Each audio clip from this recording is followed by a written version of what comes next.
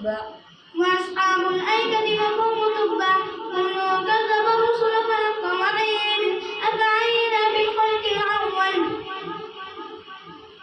أفعينا بالخلق الأول بل هم في لبس من خلق جديد ولقد خلقنا الإنسان ونعلم ما توسوس به نفسه ونحن أقرب إليه من حبل الوريد إذ يتلقى المتلقيان عن اليمين وعن الشمال قعيد لا يلفظ من قول إلا لديه رقيب عتيد وجاءت سكرة الموت بالحق ذلك ما كنت منه تحيد ونفخ في الصور ذلك يوم الوعيد وجاءت كل نفس معها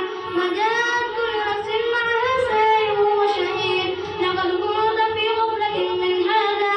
فكشفنا عنك غطاءك فبصرك اليوم حديد قال قرينه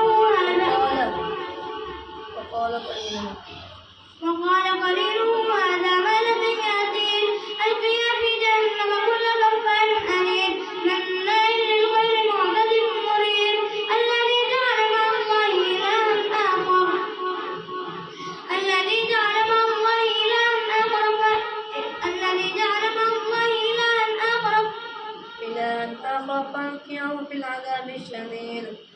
الذي جعل مع الله إلها آخر فألقياه في العذاب الشديد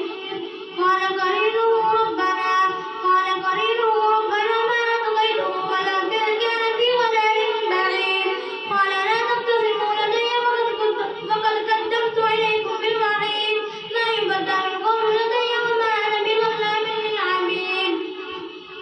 يوم نقول لجهنم هل امتلأت وتقول هل من مزيد وأزلفت الجنة للمتقين غير بعيد هذا ما توعدون لكل أواب حفيظ من خشي الرحمن بالغيب وجاء بقلب منيب ادخلوها بسلام ذلك يوم الخلود لهم ما يشاءون فيها ولدينا مزيد وكم أهلكنا قبلهم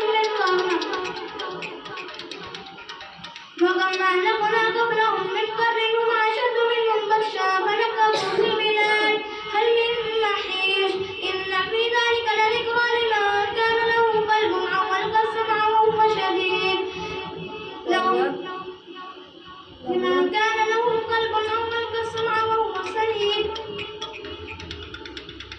إن في